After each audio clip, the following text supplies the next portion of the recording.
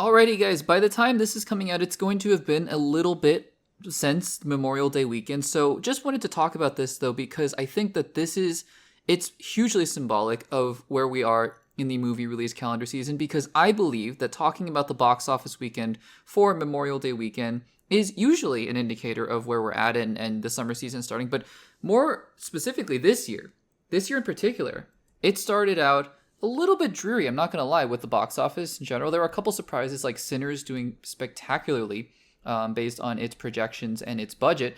But then, the big movies like Snow White bombed, and these are all, interestingly, Disney movies. Snow White kind of bombed, and then Captain America Brave New World didn't do that well. It barely crossed $400 million. It looks like Thunderbolts is also going to be in that same boat of barely crossing $400 million.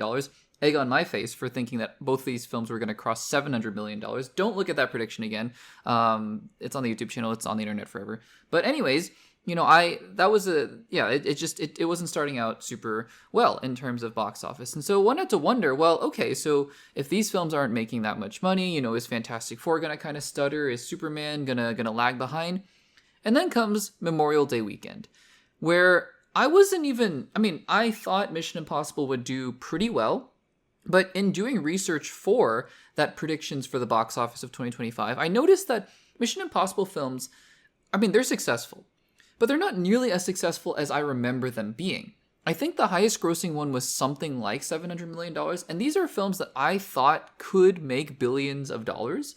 I thought the last one, I was like, wow, this should be $1 billion film, and I think it just barely made $600 million, which is, again, it's a really good amount, but it's not nearly the amount of money that I expected it to make. And then Lilo and Stitch, like I've been saying, and you can go check out my review, which, by the way, Lilo and Stitch is my favorite movie of the year thus far, and I'm not ashamed to say it. I get it. I haven't seen the original in a long time, so I don't have that same nostalgia, and I wasn't, comparing it to the original. I get it. I'm a very different audience member than those of you who have seen the original recently. But all that being said, it's still, it's a family-friendly movie. It's getting pretty good reviews, and the box office returns for that movie are astounding. Now, they're going to, in this article, I'm reading The Hollywood Reporter, they're going to count, I believe, all 4 days, so going from Friday, Saturday, Sunday, and then Monday for Memorial Day. Usually, they only count 3 days, obviously, but for these holiday weekends, like July 4th and whatnot, and Christmas season as well, they usually count the 4 days in total. Thanksgiving as well, they count the Friday, the Thursday before, whatnot. And so, listen to these numbers. And I'm just going to read directly from this Hollywood Reporter article. Lilo and Stitch blew away all expectations with a record-smashing 4-day domestic debut of $192.7 million and a jaw-dropping $361.3 million globally. Now, we're going to put that into context in just a second. But first, before we get to that, I'm going to finish the quote. Quote, while Mission Impossible The Final Reckoning opened to a series best $79 million domestically, again, a little bit lower than I would have thought, and a franchise high $191 million globally, according to weekend actuals. Mission Impossible's final domestic tally was up from Sunday's estimate of $77.5 million.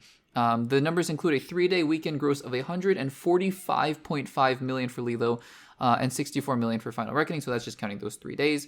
And then obviously counting the extra money that those two films made on Memorial Day. And it's just astounding. For reference, right? And again, I know that Snow White was not the most beloved Disney remake, and I know that Snow White just was not the most anticipated Disney remake either. Then again, I would argue that Lilo and Stitch, while it had good marketing and good press and generally things like that, it wasn't the most anticipated movie of all time. It wasn't like a Beauty and the Beast or Lion King, which Lion King, made $1 billion, so there is that.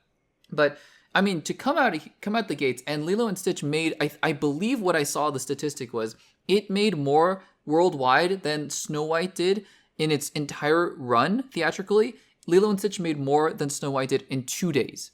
And that's crazy. I think a couple things there, right? Lilo and Stitch, beloved, did well. People liked it. Kids seemed to like it. I loved it, right? But number 2 is timing. It's not to say that, movies that come out in March aren't going to do well, but you put your movie out on Memorial Day weekend. Those of us remember a few years ago, Top Gun Maverick crushed the box office around the same time. It crushed the box office. And so, Mission Impossible as well.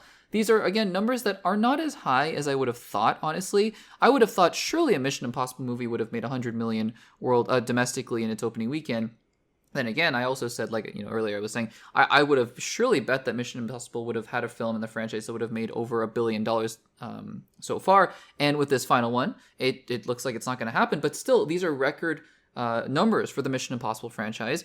And what this signals to me, I made a segment about this actually almost exactly a year ago, I think last July, about Inside Out 2, which surprised everybody to make over $1.6 billion, I believe.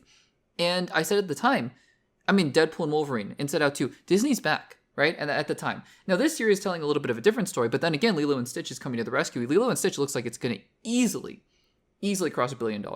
By the way, I should have mentioned the Minecraft movie was the other exception of it's almost made $1 billion. So I should have said, while it's been a slow year thus far in terms of box office, the Minecraft movie has just crushed as well. But anyways, I mean, this to me really signals that while there might have been some fears, at least from my perspective, of is the box office kind of stagnating? What's going on here? Because again, Thunderbolts, right? Thunderbolts was really well received, and it's only, I think it's going to have a hard time catching Captain America: Brave New World, which is super interesting.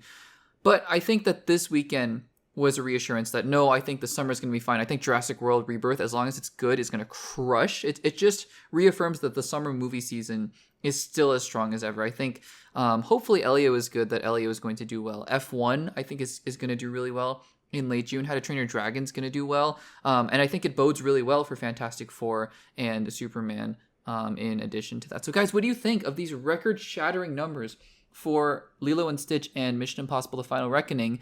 And do you guys think that this is a good sign for the summer? Let me know in the comments down below.